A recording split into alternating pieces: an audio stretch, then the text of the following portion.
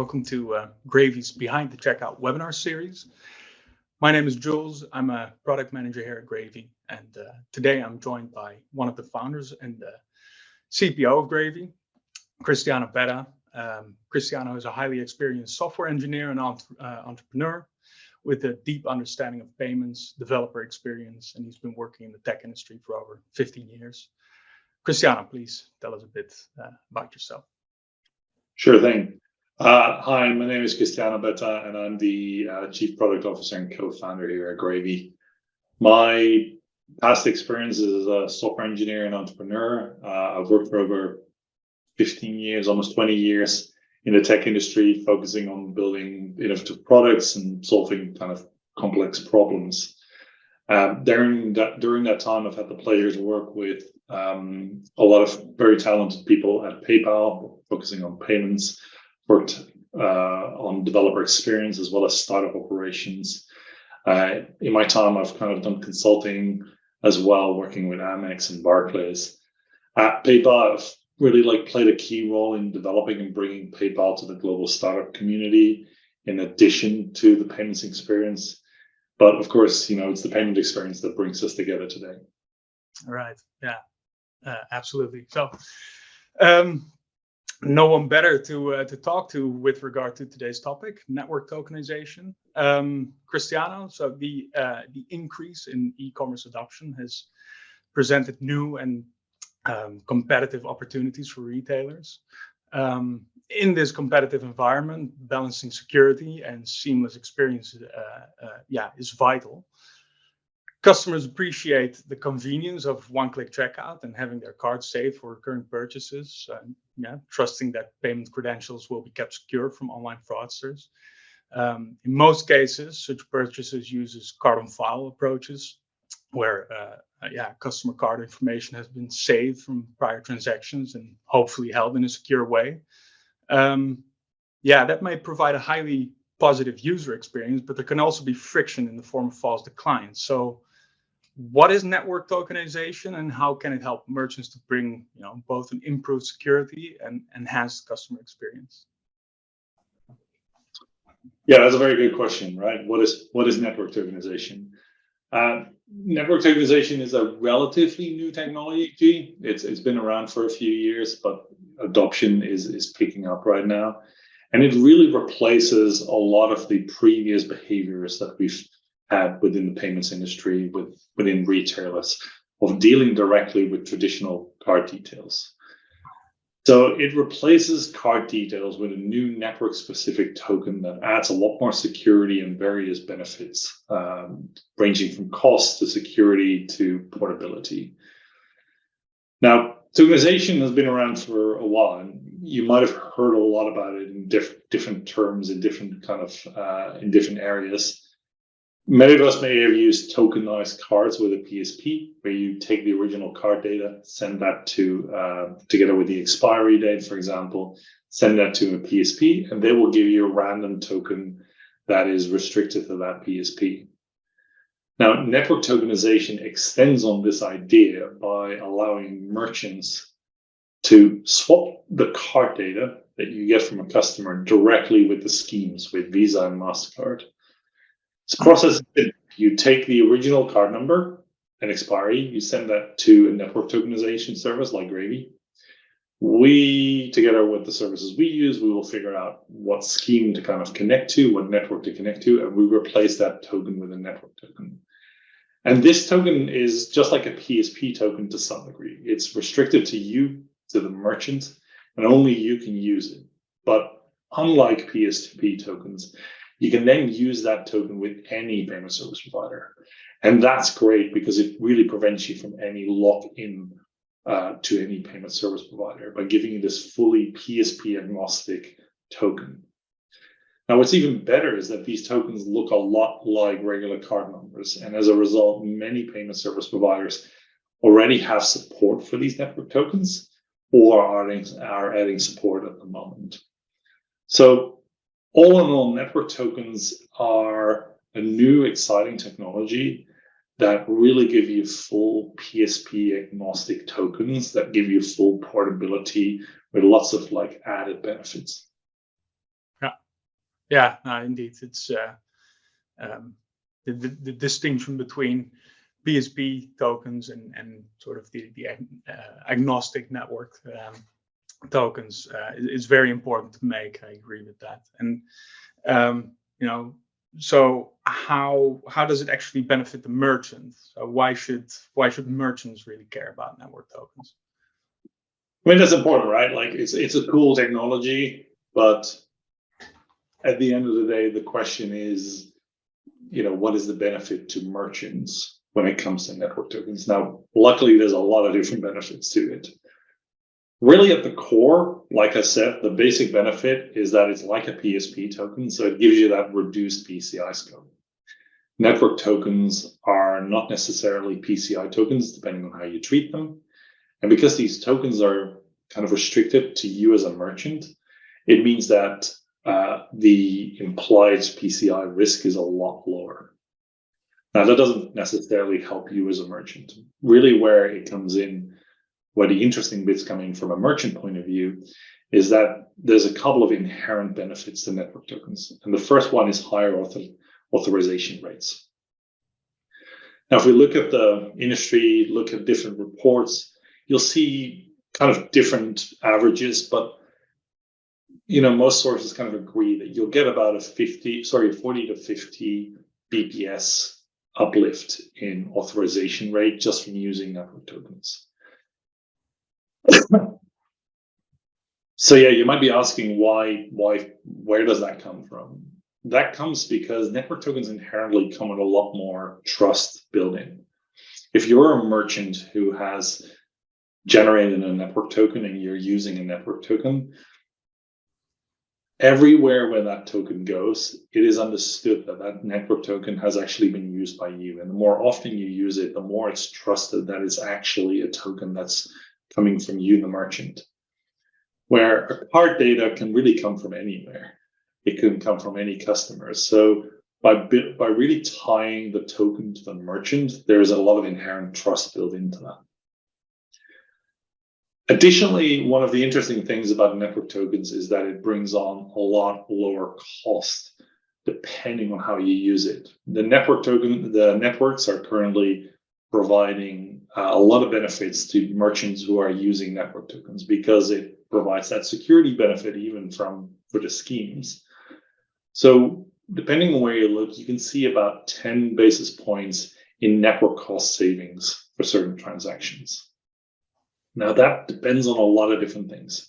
That depends on the payment service provider that you use, actually being able to pass that cost saving on to you, obviously. And it depends on what kind of contract you have with your payment service provider as a result. There's also just a lot of reduced fraud rate that comes out of network tokens. Because the tokens, again, are tied to you as a merchant, the customer experience is better and the fraud rates kind of go down. The numbers are still out on that one a little bit, but that's the inherent kind of built-in aspect of network tokens. To bring it back, though, there's a couple of other interesting things going back to the technical bit. Network tokens have, to some degree, kind of built-in account updater. So you can receive updates to a card. So if a card is replaced, for example, by the issuing bank, if somebody just gets a new card because their card expired, the network token automatically will start to refer to that new token, to that new card number, to that new card. So depending on whether or not your payment service has these lifecycle events built in, the ability to listen to those, your network token, especially if you're doing recurring payments, becomes a lot more useful because it's not just a token, it's a token that has a lot more longevity to it, which will, obviously, again, help with higher authentication rates because you don't need to ask a customer for new card details every time their card is replaced. So yeah, lots of different benefits, basically from the technical to the security, to the higher authentication rates, the lower cost, the reduced fraud rate, and then the built-in account updater. Yeah, indeed. It's important to also note that lifecycle management aspect of it. we'll probably get to it in a bit, like that fine balance between PAN and network token that is still out there. With token lifecycle management and account updater for regular PANs, you can actually make sure that you always have the latest card details available in your vault. So given all of these benefits, there's clearly a lot of opportunity here for merchants. With that in mind, what concerns should merchants have when deploying network tokenization strategy? And what should merchants consider when selecting the right provider? Yeah, that's the hard bit, right? It's like a new technology, new to the market, very much a big unknown to a lot of merchants. What's the real concern here, right? What should merchants be concerned about? We've actually spent a lot of time looking at this, Jules and I particularly, really trying to understand what the caveats are here. I think to me, one of the key ones is, the key benefit of a network token over PSP tokens is the portability. It's the ability to use that token with lots of different payment service providers. So with a PSP token, you're inherently tied into that PSP. And being able to take that network token to other payment service providers is really valuable. But that really depends on whether or not you own that token. So network tokens are provisioned, and like I said, it's a relationship between that token and you as the merchant. Now, there's some PSPs out there that will generate network tokens in their system, but you can't use those network tokens. You can't take those network tokens that you already have and take them somewhere else to go to a different PSP. So when you select where you generate your payments, where you generate your network tokens, it becomes extremely important to consider who owns those tokens. Who are those tokens being generated for?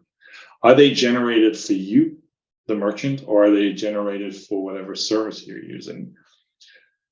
Now, what we've done in our system is we've made it that every token that you generate, just like every other data that's stored with Gravy, really belongs to the merchant. So that means that a merchant can take those network tokens at the end of the day and take them somewhere else. You can use them through our system, or you can use them externally to our system to directly connect to whatever service you want to connect to. So portability and ownership really go hand in hand in this. Now, I think a third thing to consider really is a cloud native strategy of whatever company you're connecting to. So at Gravy, we've made it that your data really belongs to you, but it's also very much stored within one location, completely segregated from any kind of other merchant data. That means that if there's any issues, if there's any concerns, if you want to take your data out, it's fully yours. It also means that you're not impacted by the activities from other payment service providers, because there is to some degree, there's some small technical kind of nuances with network tokens when it comes to latency, to the network schemes, as well as of the network, the payment service providers. And being able to really optimize that with a cloud native strategy is extremely important. So ownership, portability, cloud native strategy, those are really the things that I would look at when I'm working with network tokens. Thanks. Yeah. So by adopting network tokens, on one side, merchants stay ahead of competition by focusing on their core business and offering like a state-of-the-art and convenient customer experience at the moment of payment or checkout. And then on the other hand, customers will enjoy a frictionless experience and probably are more likely to hand over their personal details for a seamless and secure journey. So can you now explain to us the link between network tokens and payment orchestration? So how do you see Gravy particularly adding value for supporting network tokens? Yeah. I mean, what is the value of payment orchestration in network tokens? The real kind of nuance here is that because it's a relatively new technology, doing it right is something that isn't necessarily well documented, right? So payment orchestration, really where payment orchestration comes in, is really to take all the complexity out of network tokenization for a merchant. So depending on how you want to tackle network tokenization, how you want to use it, payment orchestration at Gravy means a lot of different things. The first one is that we've really taken care of the automatic network tokenization provisioning. Like I said, there's some latency implications to network tokenization. So the way we handle it is very simple. Pardon me? So the way we handle network tokenization provisioning is that we've made it as impactless, less impactful as possible when we provision the tokens. That means that we will often rely on the PAN for your first transactions while we while we switch over to your network token on the subsequent requests. That means that we can fetch that network token for you, which might take a while, but then when the actual next transaction comes through, we can use your network tokens and keep your latency optimal. And we all know how latency really affects your authorization rate, your conversion at checkout, etc. Secondly, we have full cross PSP compatibility. So our network tokens, they're owned by you, they're provisioned for you as a merchant. We can send those to any of the PSPs that support network tokens. We can allow you to dynamically switch between them and really use the benefit of network tokens, which is that portability, to experiment, change payment service provider, see what's out there, see what the auth rate is on different markets in different regions. Using network tokens is only useful if you start using that flexibility and portability, and that's really what payment orchestration brings to the table. Of course, additionally, we've done a lot of other things. We've brought in the full lifecycle event management. We will listen to the events from the payment service provider, from the network token provider. We will update your tokens and really make sure that they're always up to date, which means that you can always be processing and not have to deal with expired cards, unless, of course, a card has been stolen, at which moment, we're talking about a whole other kind of situation.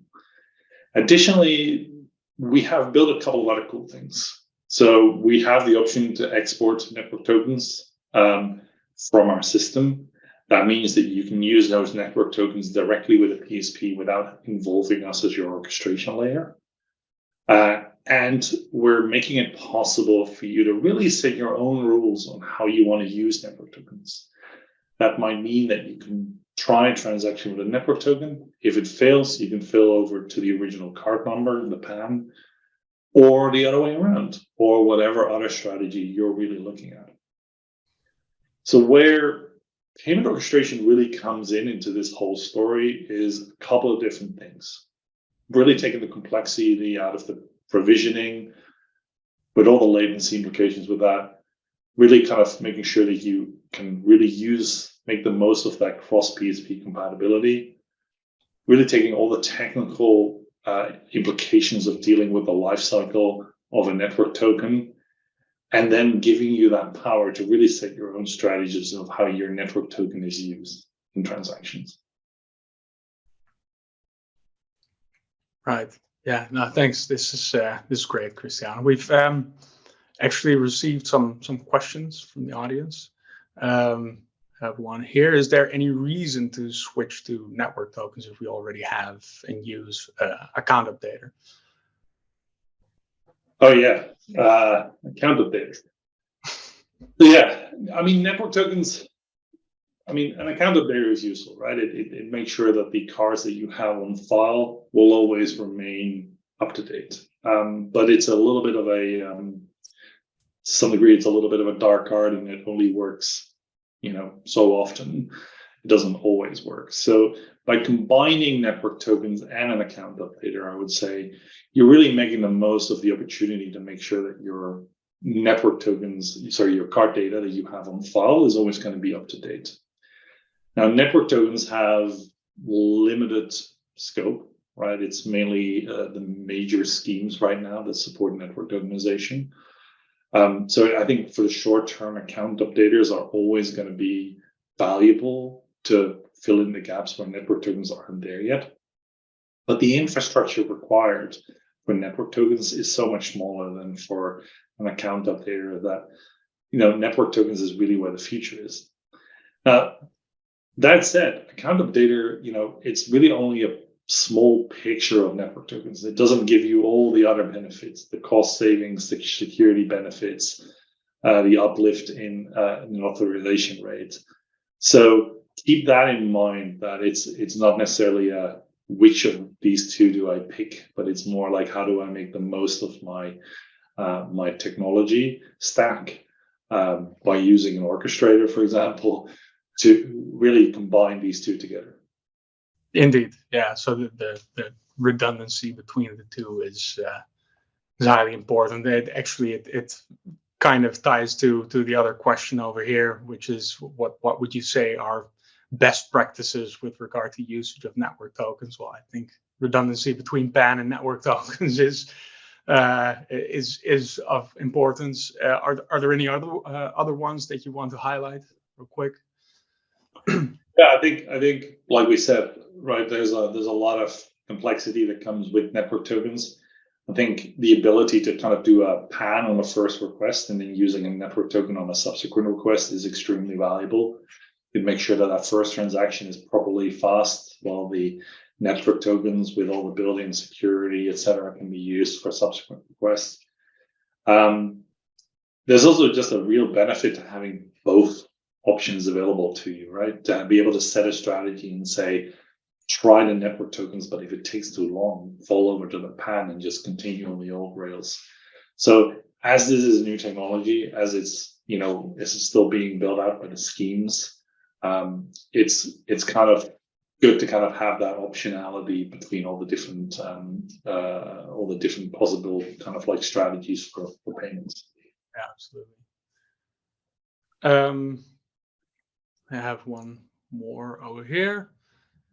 Yeah, what do you see as sort of the acceptance or issuer support for network tokens? So yeah, that's a good question. I mean, I kind of throw myself into that corner, right? So it really depends per region. Like I said, most of the MasterCard and Visa are really the what's the right word? They've really set the direction with this, right? And the other schemes are following up. American Express is working on network tokenization. I know Discover is.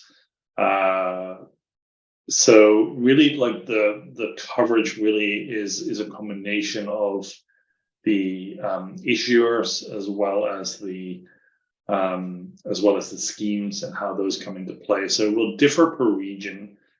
I think a Stripe report that I read said that I think the highest coverage is about 80%, which is in like US, Canada, but as well as Australia and New Zealand. So a lot of those kind of like markets, you'll see the highest rate.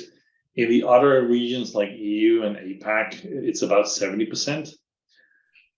At the end of the day, though, like that doesn't matter too much if you are in a system that supports kind of a fallback onto the original PAN. So if you're able to try all the transactions that can be done on network tokenization, you're going to get that uplift on those. Yeah.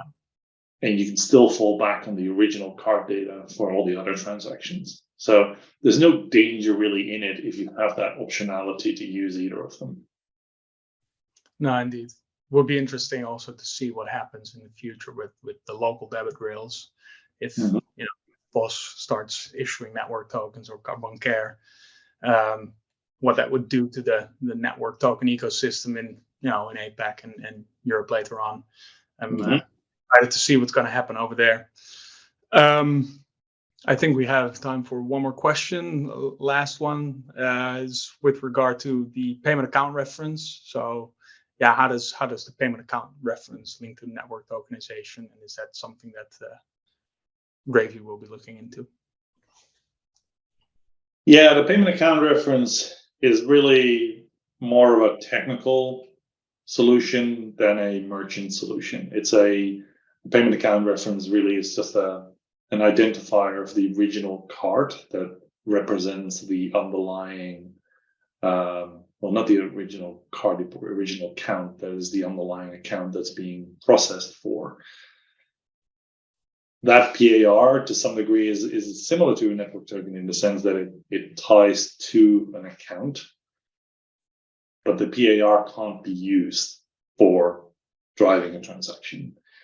It is a great tool for kind of figuring out which of your network tokens are actually the same underlying card, right? Or account, and that's really useful. But it's, you can't actually use it for processing. So it's something that kind of goes hand in hand within these systems, within these orchestrators like Gravy, to kind of help us figure out like which cards are actually underlying the same card. But it doesn't really do much beyond that.